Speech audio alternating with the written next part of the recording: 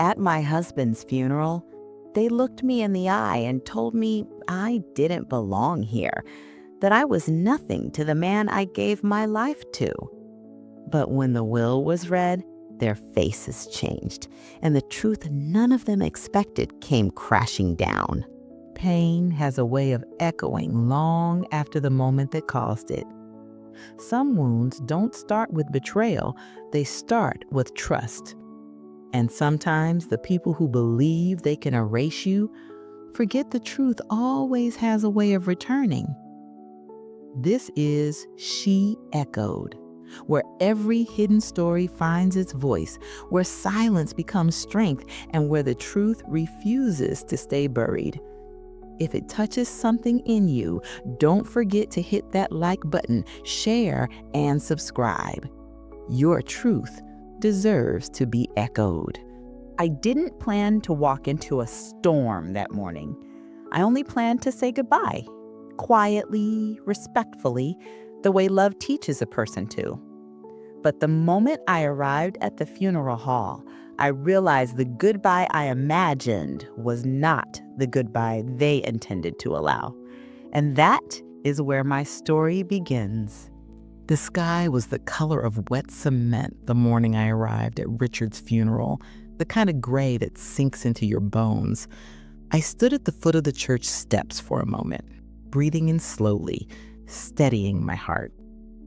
Even after everything he had done, even after the distance that had grown between us, some part of me still felt tethered to him. 28 years of marriage doesn't disappear just because a man forgets how to love you. I stepped toward the entrance, holding a single white lily, the flower he used to bring me every anniversary before life swallowed him whole. Each step felt heavier than the last, as if the air itself resisted my presence. I didn't understand why, not yet. But as soon as I reached the doors, I found out. A woman stood there, tall, polished, and cold in the way only someone who has decided they don't like you can be. Beside her were two young adults, a man and a woman, both in their 20s. Their eyes held no recognition, no warmth, no respect, only hostility, as if I were a stain on their mourning. "Can I help you?" the woman asked sharply. Her tone told me clearly she didn't intend to help me with anything. "I am here for Richard's funeral. I am his—" "You are his what?" she cut in. Her eyebrow lifted, and for a moment I thought she must be joking. But her glare hardened. She wasn't joking. "I am his wife," I said.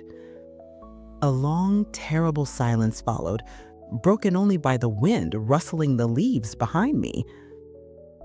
The woman exchanged a look with the two young adults. A smirk tugged at the corner of the girl's mouth. The boy folded his arms like a guard at a gate. "You?" the woman finally asked. "You are claiming to be Richard's wife?" Claiming? The word burned. "I'm not claiming anything," I said steadily. "I am his wife." She shook her head slowly, almost pityingly. "No, you are not." My heart stopped. The church bells rang overhead, but they sounded distant, muffled, as though I were underwater. I don't understand," I whispered. The woman stepped closer, lowering our voice as if to keep her cruelty private. She said, "Richard was with me for 18 years. We lived together. We shared everything. I took care of him, not you." I staggered backward, gripping the funeral program stand to keep from falling. My breath caught, and for a moment, I couldn't speak. She continued, relentless. "You left him years ago." "I never left," I fired back before I could stop myself. "He moved out. He said he needed space. He said it was temporary. The woman scoffed. He lied. The two young adults stepped closer, and suddenly I understood. They weren't just accompanying her. They were his children. Children I never knew existed. The young man looked me up and down. "We don't know who you are, lady, but you shouldn't be here. My father didn't talk about you." My voice trembled. "Your father was married to me." The girl rolled her eyes. "And we're supposed to believe that? We grew up with him. We lived with him. And he never once mentioned you." I swallowed hard. Pain swelled in my chest, not just grief, but humiliation. Years of loneliness, of unanswered calls, of unexplained absences suddenly sharpened into something horrifyingly clear. This wasn't just another woman. This wasn't just another family. This was the life he chose while he lied to me. The girl stepped between me and the doors.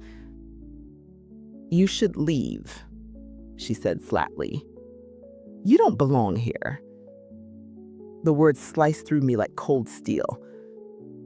Don't belong? At the funeral of the man I had married? The man I had waited for through every broken promise? The man I had taken back every time he claimed to be working late or helping a friend or getting his life together. I stood there, trembling, not from weakness, from anger, from betrayal, from clarity. But before I could respond, the church doors opened behind them and a soft wave of organ music drifted out. People began to enter, their eyes brushing past me with confusion, curiosity, judgment. And then I saw something, a black and white photograph at the front of the hall displayed beside Richard's casket. He was smiling, holding the other woman's hand, his arm around the young adults, a perfect family portrait. I had never seen that smile in years, and not once, not ever, had I been included in a photograph that looked that warm, that complete. My fingers tightened around the lily until the stem bent. "You need to leave," the woman repeated softly, but her softness was a blade. "Please don't make this scene worse." I opened my mouth to defend myself, my marriage, my dignity, but nothing came out. My voice felt trapped behind years of unanswered questions. So instead, I stepped back. One step, then another. The doors closed, shutting them and him away from me completely. I stood alone on the steps, the wind cold against my face, the lily trembling in my hand. And in that moment, I whispered something I hadn't planned. This story isn't finished. Because deep in my chest, somewhere beneath the heartbreak, another truth was rising. Something was wrong. Something didn't add up. And when the well was finally read, I would learn just how wrong they all were. The cold air clung to my skin as I stepped away from the church, the echo of the doors closing behind me still vibrating in my mind. I walked down the stone steps slowly, as if each one pulled a thread of my strength apart. The lily in my hand drooped under the weight of everything I now understood, or thought I understood. Richard had lived a double life, and his other life had replaced me completely. I reached the sidewalk and paused, feeling the heaviness of the moment settle into my bones. Cars passed by slowly, mourners arriving one after the other, some glancing toward me with curiosity, others pretending not to notice the strange woman standing alone. I swallowed the sting of humiliation and wrapped my arms around myself. I should have gone home. I should have let the moment bury me quietly. But something stopped me, a feeling, a whisper inside my chest that told me to stay near, just long enough to catch my breath. So I walked to a small bench across the street, sitting under the shadow of a leafless tree. From there, I could still see the church entrance. I didn't know why I needed to watch, but my heart insisted. Minutes passed, then half an hour. The organ music drifted faintly through the closed doors, a mournful call that felt both familiar and foreign.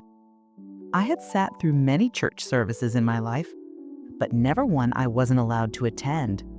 Never one that was supposed to be half mine. My hands trembled. I opened my purse, searching for tissues, but my fingers brushed against something else. The old silver locket Richard had given me on our 10th anniversary.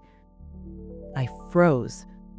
I hadn't meant to bring it, but habit or hope must have slipped it into my bag without my noticing. I held it tightly, remembering the man he had once been, the promises he had made, the way he used to look at me as though I was the one constant thing in his world. At least, that's what I thought. I don't know how long I sat there before the church doors finally opened again. People spilled out in small groups, talking quietly, wiping tears, adjusting coats. I watched them all, my eyes searching for the woman and the children who had shut me out. Then I saw them. They exited the church together, shoulder to shoulder, a united front. The woman held a bouquet of white roses. The young adults walked beside her, the boy steady, the girl leaning into her mother's arm as though grief had softened her earlier hardness. But when the girl looked up, her gaze met mine. Her expression froze. The hostility from earlier returned instantly, tightening her jaw, sharpening her stare. She nudged her mother subtly, and soon all three of them stood motionless at the bottom of the steps, staring at me from across the street. For a moment, none of us moved. Then the woman lifted her chin and spoke. Her voice carried across the quiet street like a command. "You shouldn't be here." I rose slowly from the bench, the lily still in my hand. I felt like a ghost drifting toward them as I crossed the street, unseen, unwanted, yet unable to disappear. "I am not here to cause trouble," I said softly when I reached them. I needed to be close enough to say goodbye." "You had nearly 30 years to say goodbye. Richard chose who he wanted in the end, and it wasn't you." Her words cut deeper than any knife could, but something inside me refused to break. What happened between Richard and I is something only he and I truly know. You may have loved him your way, but I loved him long before you ever met him. The young man stepped forward. "Enough. We're not doing this here. The lawyer is waiting for us inside the hall next door. We have to settle the will." The will. The word hung in the air, suddenly electric. The girl crossed her arms. "Whatever you think is yours, you are not getting it." I felt my pulse quicken. "I am not here for money." "Good," she said sharply, "because you won't be getting any." The woman turned, preparing to walk away, but something in me, something quiet yet fierce, rose to the surface. Richard never divorced me. They froze. The woman slowly turned back toward me. "What?" "You heard me," I said steadily. "We were separated, but he never filed for divorce. We were legally married until the day he died. Silence fell between us like a heavy curtain. A sudden gust of wind swept through, scattering pieces of paper across the ground. The young woman blinked rapidly. "That's impossible. Dad would have—" "He didn't. And if you doubt me, check the court records." The woman's face paled. Her lips parted, but no sound came out. The confidence she carried earlier flickered. For the first time that day, I didn't feel like the outsider. I felt like the person holding the truth they didn't want to hear. Before anyone could say another word, a man in a dark suit approached us. His presence was calm but authoritative. The funeral home's lawyer, judging by the folder in his hand. He asked, "Are you all ready for the reading?" The woman nodded, regaining her composure. "Yes, this way." But the lawyer turned his gaze to me. "And you are?" I took a breath. "I am Helen, Richard's wife." The young adults exchanged panicked looks. The woman stepped forward quickly. "She's lying. She's confused. She shouldn't be included in this." But the lawyer raised a hand, silencing her. "Actually," he said calmly, "Richard listed a legal spouse on his documents, and her name was Helen." The woman gasped. The young girl's mouth fell open. The young man swore under his breath. As for me, I felt everything inside me go still, painfully, peacefully still, like the moment before dawn when the world decides whether to break or heal. The lawyer gestured toward the hall. "If you are indeed Helen, you need to be present for this." I nodded. The woman tried to block me again, but this time the lawyer stepped between us. "I'm afraid she must come in, by law." The woman's eyes filled with fury, disbelief, and something else, fear. We walked toward the hall, them stiff with tension, me steady with quiet strength. The truth was finally opening its first door, and none of them were prepared for what waited inside. Least of all, me. The room fell completely silent after the lawyer's words. It wasn't the peaceful kind of silence, the kind that brings clarity or comfort. No, this was a heavy, suffocating silence, the kind that presses on your skin and makes every heartbeat sound like a drum inside your chest. Every pair of eyes in that funeral hole turned toward me, but it wasn't with kindness. It wasn't even with curiosity. It was judgment, sharp, unfiltered, and cruel.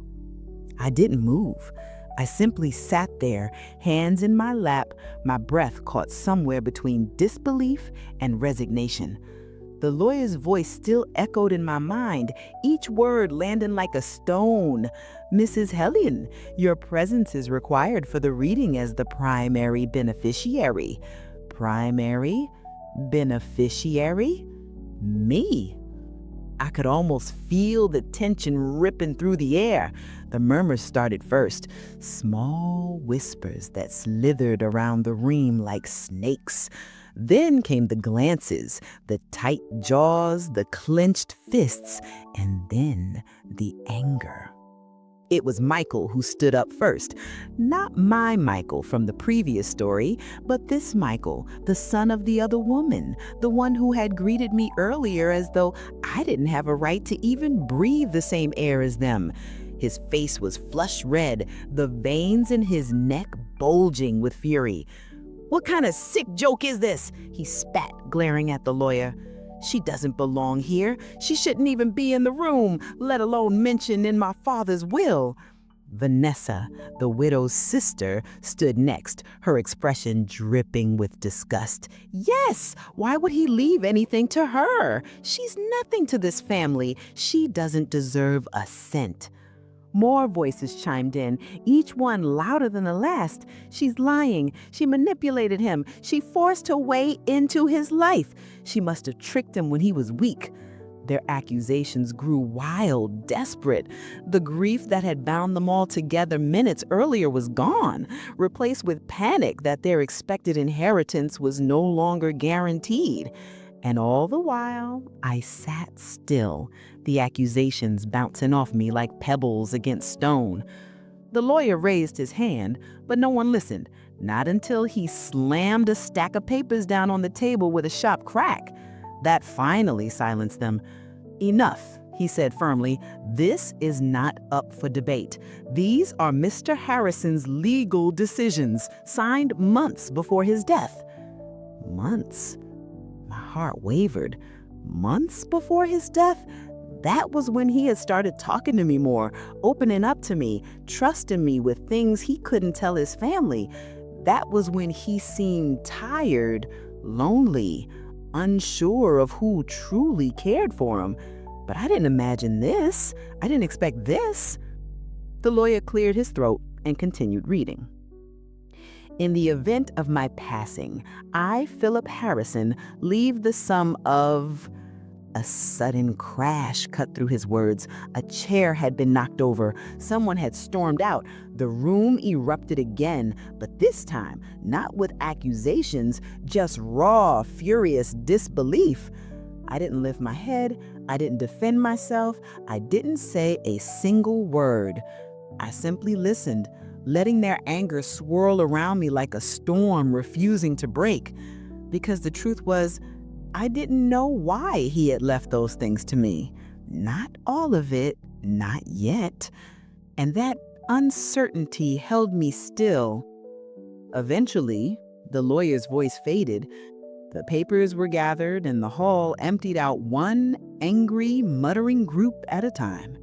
Some glared at me as they passed. Others didn't look at me at all, as if I were invisible again, something they could pretend wasn't there. Fine. I was used to invisibility. But one person didn't leave right away. A young woman, maybe in her early 20s, quiet, reserved. Her eyes weren't cold or sharp like the others. They held confusion, yes, but also curiosity. She approached me slowly, as though she wasn't sure if she should speak. I lifted my gaze at her. "Can I help you?" Her voice was soft, barely above a whisper. I knew my grandfather. He wasn't always easy, but he wasn't cruel. If he left something for you, there must be a reason." "Granddaughter."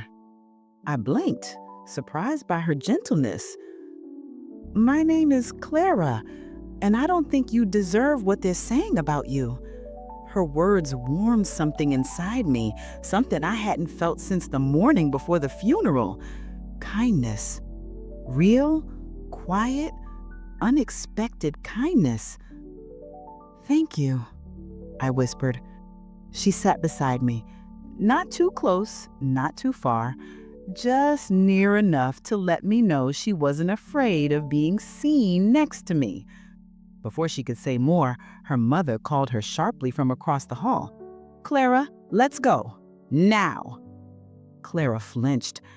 "I am sorry," she whispered. I'll find you later." And then she hurried away, swallowed by the rest of her family. The room emptied completely. Only I remained, and the lawyer. He approached me carefully. "Mrs. Helen, if you are ready, I'd like to explain the full context of Mr. Harrison's decisions. There is something you should know." The way he said it made my stomach twist. Something I should know. He gestured toward a small private office. I followed him inside. It was quiet, dimly lit, and smelled faintly of old books. He closed the door behind us and sat across from me, folding his hands on the desk. He said, "Mr. Harrison wasn't just leaving assets to you. He was making amends. My breath caught. Making amends? I repeated, unsure. The lawyer nodded. He felt he owed you something that had been kept hidden for decades. I blinked. I don't understand. He opened a folder, pulled out an old envelope, and slid it toward me. This, he said quietly, was written for you in his own handwriting. My fingers trembled as I picked it up. The paper was yellowed around the edges, the ink slightly faded. My name, Helen, written in a familiar, elegant script. My heart pounded loudly in my ears.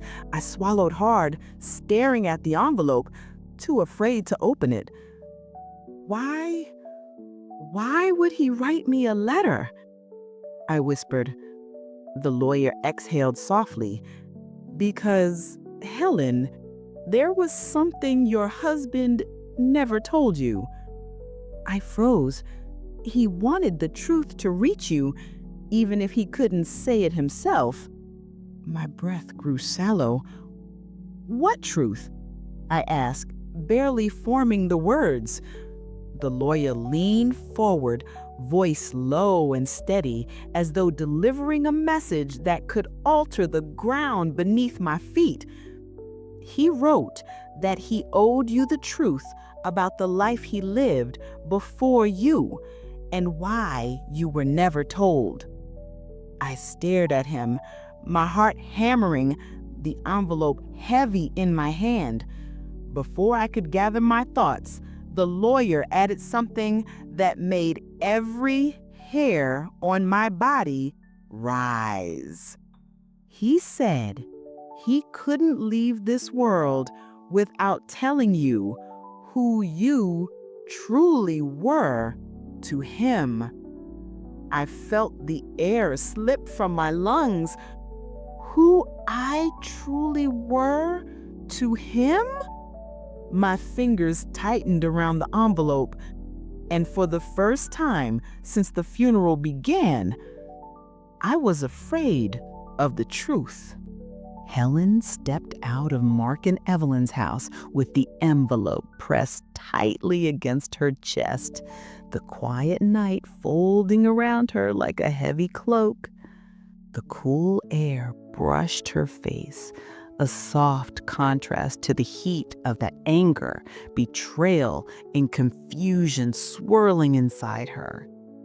She walked slowly down the driveway, each step steady but weighted, like her body was carrying something far heavier than paper. The street was nearly empty. Porch lights glowed dimly, flickering through the thin fog that had begun to settle over the neighborhood. Helen barely noticed any of it. Her eyes were fixed on the envelope, her fingers gripping it with a mixture of fear and determination. Whatever was inside had the power to shake the ground beneath her feet. She could feel it. But she did not open it. Not here. Not while her heart was pounding so fiercely she could barely breathe. She walked home in silence, the kind of silence that wraps around your thoughts and forces them to echo louder in your chest. Every memory of Richard pressed against her. His smile, his secretive phone calls, the nights he came home late, the way he avoided certain questions. She thought of their marriage, their early years filled with laughter, the little routines that once made her feel safe, and the moments that, in hindsight, had been warnings she ignored. By the time she reached her small house, her hands were trembling. Inside, the house was still, quiet, too quiet. She set her purse down, hung her coat, and stood in the middle of the living room as though the walls themselves expected an explanation from her. She removed her shoes slowly, almost robotically, then walked to her favorite chair by the window, the chair she had spent countless nights in, thinking, worrying, hoping. She sat down and placed the envelope on her lap. Moonlight slipped through the curtains, landing softly on the paper. For a moment, she simply stared at it, her breath shallow. "This will change everything," she whispered, her voice barely audible. Her fingers touched the edge, and she drew in a deep breath. Then, with a steadiness that surprised even her, she tore it open. Inside was a letter, handwritten. Richard's handwriting. She recognized it instantly. Her heart stumbled. Slowly, she unfolded the paper. Each crease felt like a revelation waiting to happen. When the page finally lay open in her hands, she held it by the edges, like it was fragile, like it might crumble if she touched it too firmly. She began to read. "My dear Helen." Her breath caught. He had not called her that in years, not with that tenderness. Her eyes continued. "If you are reading this, it means I am no longer here to look you in the eyes and tell you the truth I should have told you long ago." Her fingers tightened on the page. Truth? What truth? Her chest tightened as she read each sentence, each carefully chosen word that peeled back the life she thought she knew. "And I failed you. I failed us. My choices hurt you in ways I never intended, and for that, I am deeply sorry." Sorry? The word felt like a stone thrown into deep water, heavy, sinking, leaving ripples of pain behind. Helen blinked hard as the letters blurred for a moment. She inhaled slowly and continued. "There are things about my past you never knew. Things I hid because I feared losing the version of myself you believed in." Her pulse quickened. He spoke of decisions he had made 25 years ago, decisions that created consequences he could never fully undo. He wrote of a woman he once knew before Helen, a woman he had cared for deeply during a time in his life he rarely spoke about, a woman he had reconnected with briefly years later during a difficult period in their marriage.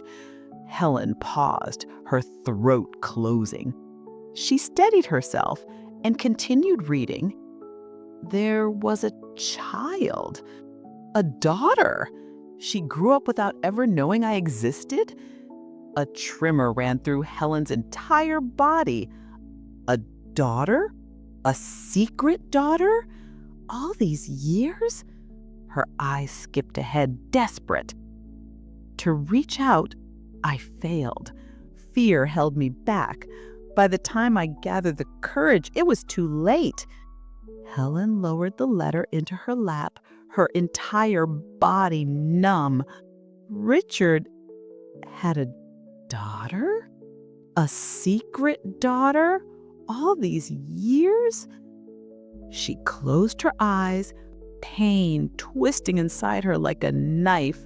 She wanted to scream, cry, break something, but she simply sat there, still, stunned, suffocating under the weight of betrayal sharper than she had ever imagined.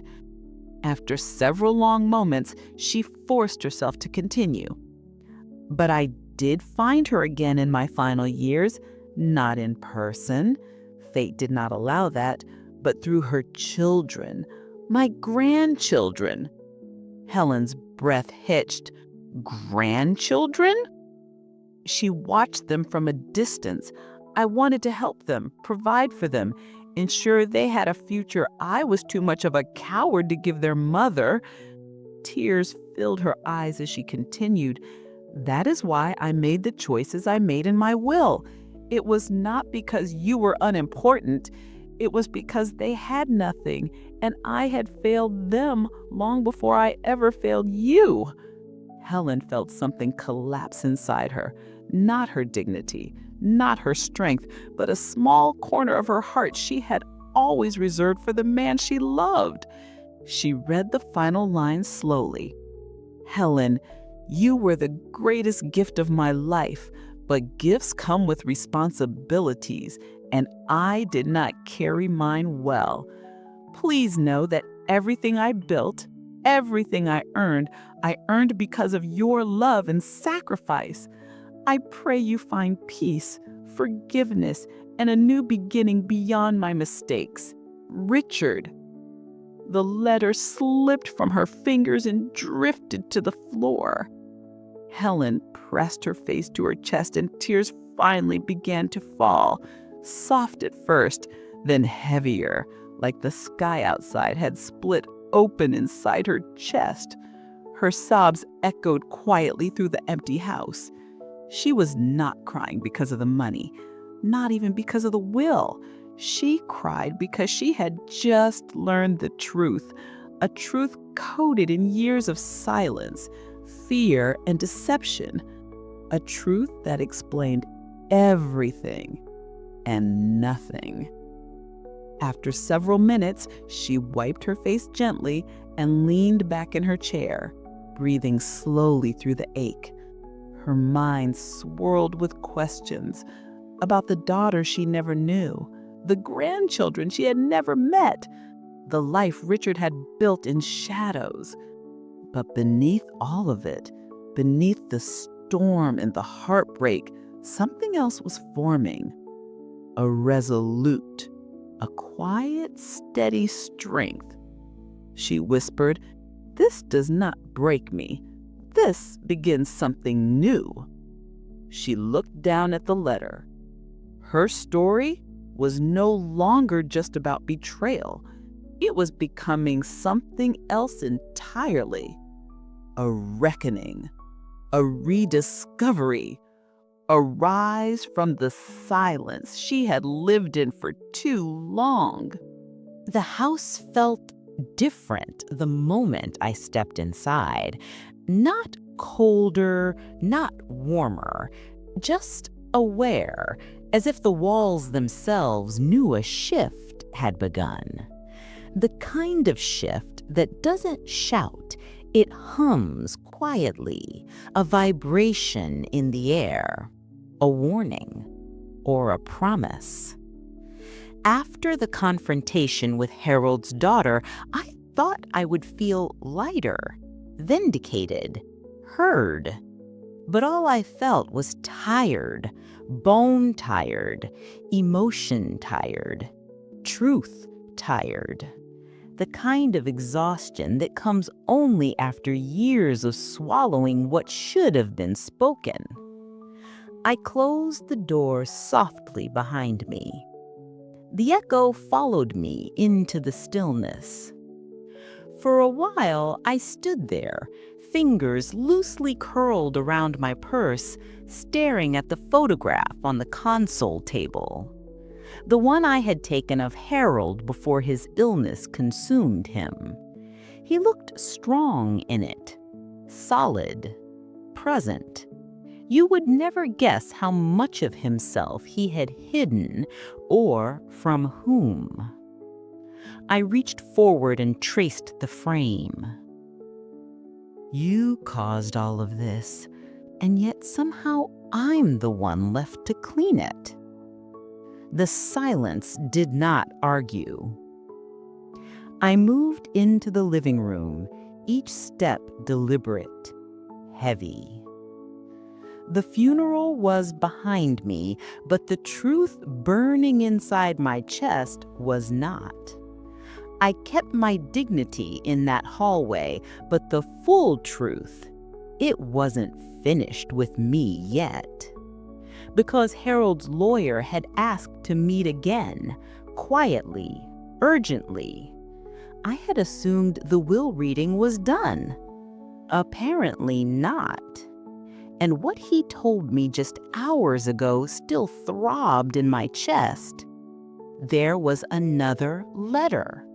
Another sealed envelope with my name on it, one he hadn't been authorized to reveal until the family's reaction became hostile or accusatory.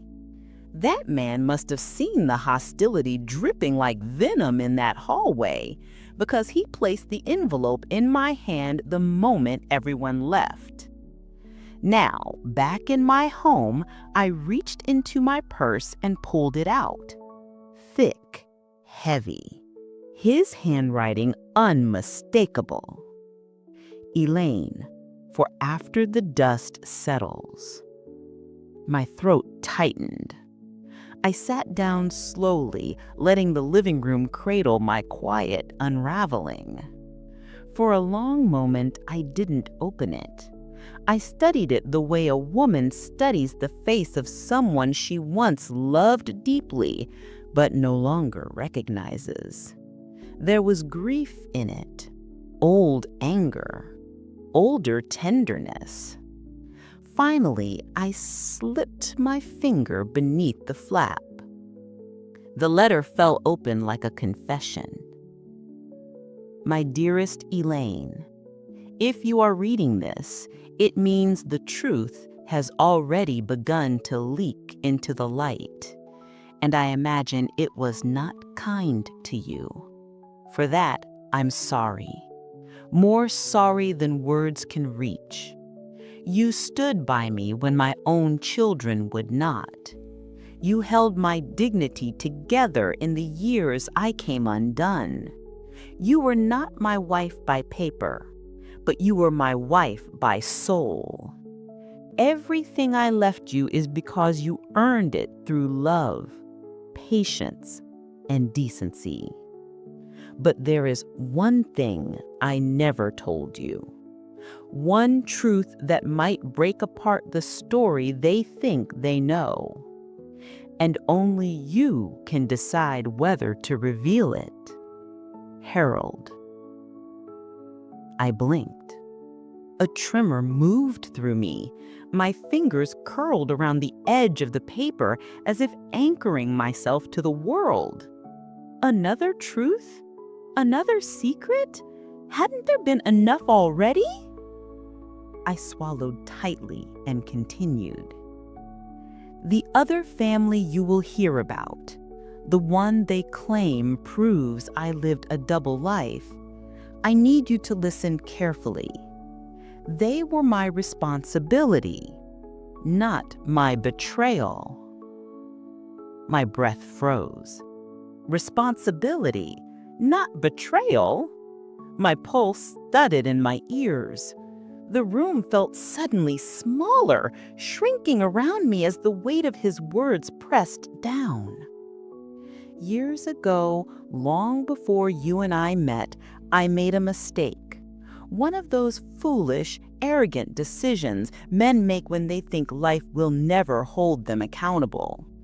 I entered a business partnership with a man who later stole from dozens of people. He vanished, and the only family he had left, the wife and 2 children he abandoned, were left to face the consequences. Their home was seized, their accounts frozen. They were blamed because they shared his last name. I couldn't undo what he did, but I could make sure they didn't starve. And so I did. Quietly, consistently, financially, emotionally. Not because they were mine, but because I refused to become a coward like him. My hand flew to my mouth. My heart broke open for Harold, for me, even for those children who weren't his but had still lost everything. All those years, all those assumptions, all those whispers. A lie had been born from silence and fed by suspicion. I continued reading through blurry eyes. I never told you because I didn't want the burden of that truth on your shoulders. You have carried enough burdens in your life. But if they come after you, if they call you an outsider or unworthy, know this: you are the only woman I ever chose with my whole heart. Everything in that will was meant for you, not to spite them, but to protect you, to honor you, to give back even a fraction of what you gave me. My hands trembled. A warmth, painful and deep, spread beneath my ribs. The kind of warmth that tells you the person you loved was not the monster they were painted to be, but also not the hero you once needed them to be. He was human, deeply, painfully human. The final lines were written shakier than the rest.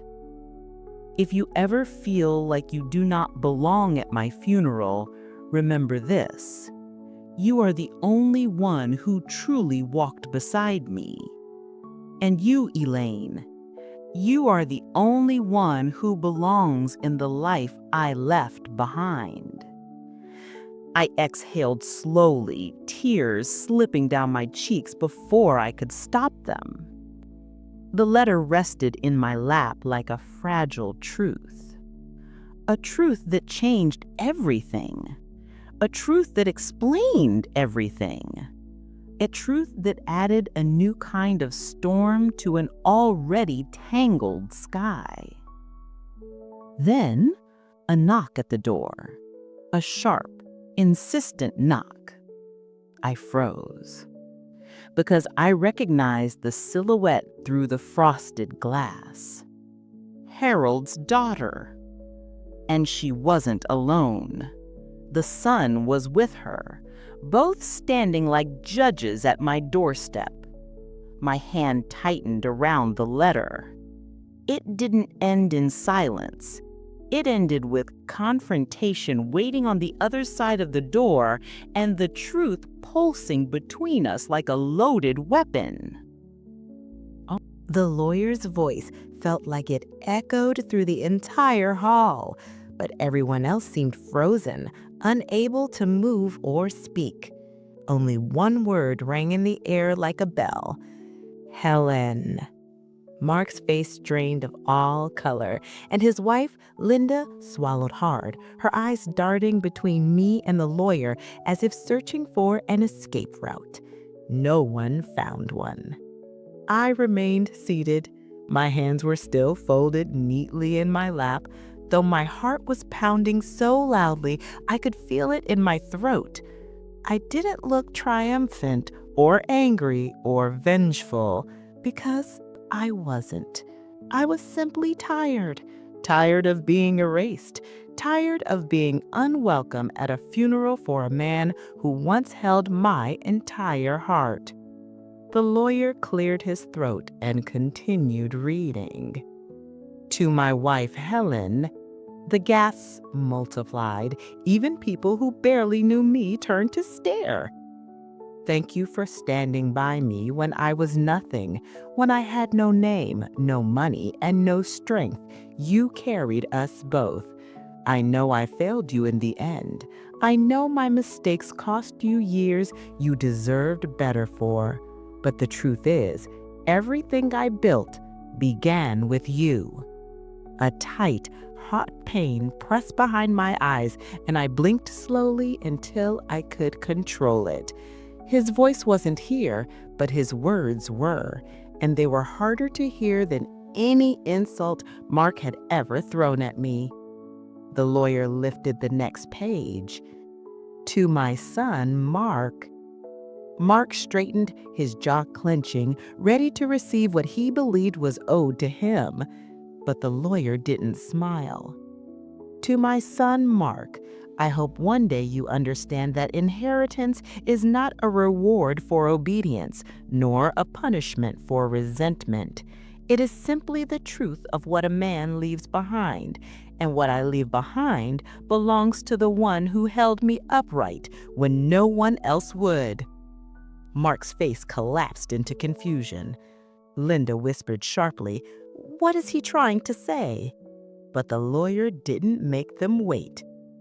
"All properties, businesses, accounts, insurance policies, and personal assets are to be transferred to my wife, Helen, in full."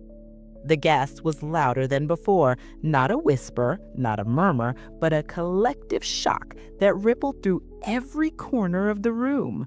One man even dropped his phone in disbelief. All of it, everything he owned, left to me. Mark shot to his feet. "That's impossible," his voice cracked. "She left him years ago. She abandoned him." Everyone turned toward me. I lowered my gaze. I didn't need to defend myself, not anymore, but the lawyer did. "That's false," he said firmly. "Helen never abandoned him. In fact, I have hospital documents which show she was his emergency contact even after he remarried him." Linda's head snapped toward her husband, stunned. He put her as the contact instead of me?" Mark stuttered. "That doesn't matter. She wasn't in his life." The lawyer, now growing impatient, tapped the folder. "Mr. Andrew renewed his will 6 months before his passing. He came to my office alone. He was very clear about his intentions." Mark was shaking now, fists clenched at his sides. "So what is this? Some kind of revenge? He chose her over his own son?" The lawyer inhaled slowly. "He told me, 'My son may be my blood, but Helen was my backbone.'" Silence. Complete, suffocating silence.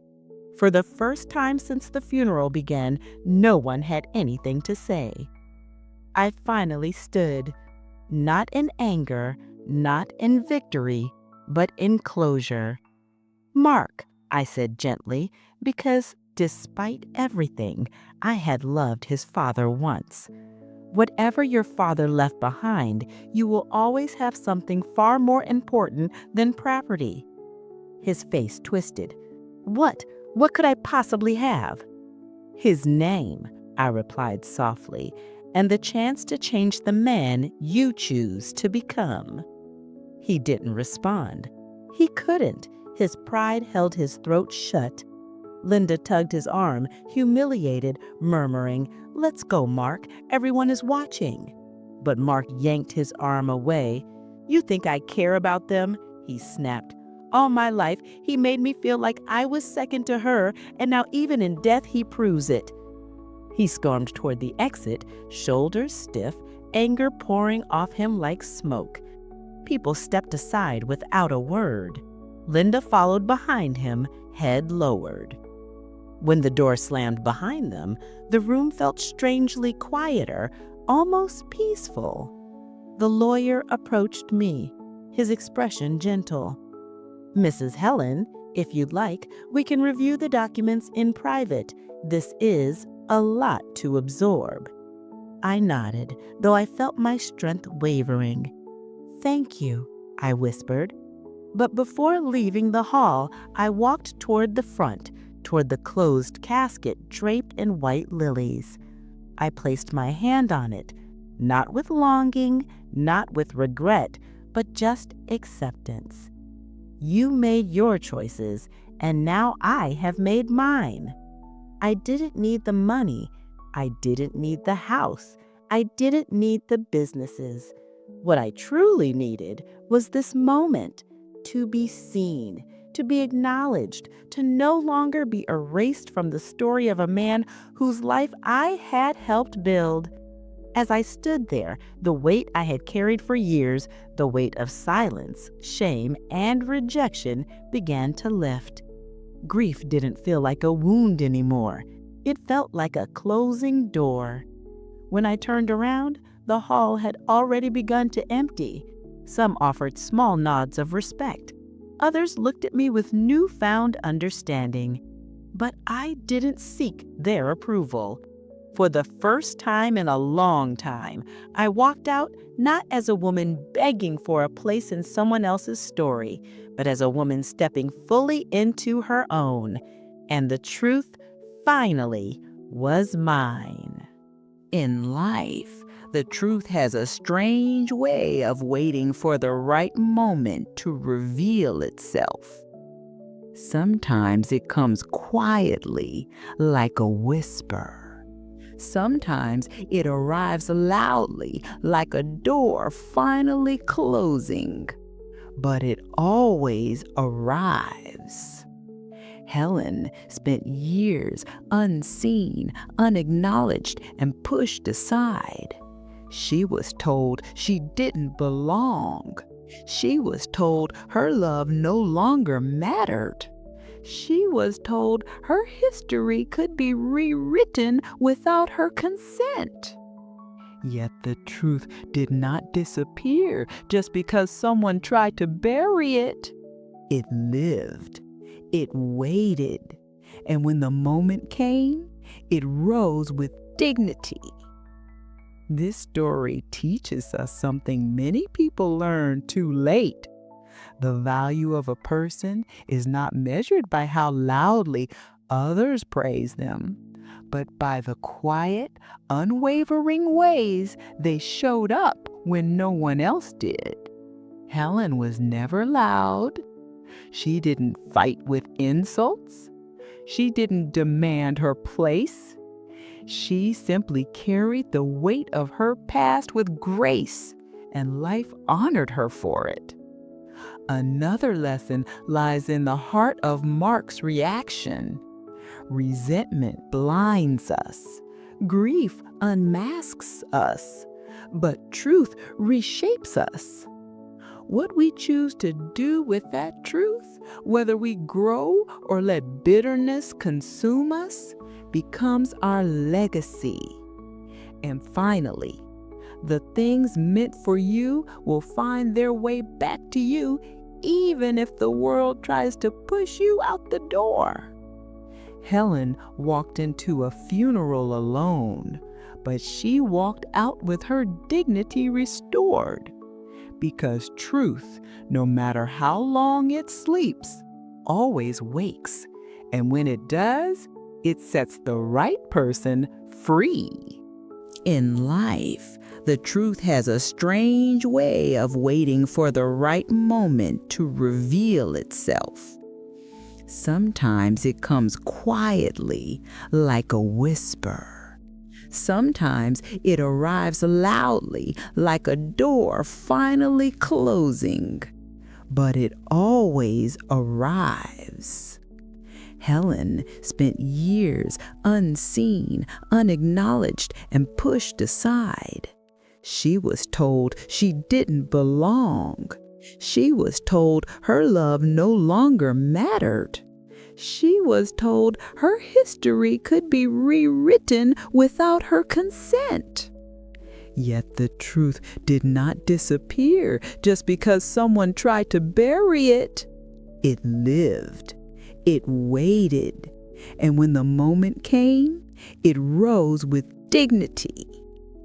This story teaches us something many people learn too late. The value of a person is not measured by how loudly others praise them, but by the quiet, unwavering ways they showed up when no one else did. Helen was never loud. She didn't fight with insults. She didn't demand her place. She simply carried the weight of her past with grace, and life honored her for it. Another lesson lies in the heart of Mark's reaction. Resentment blinds us. Grief unmasks us. But truth reshapes us.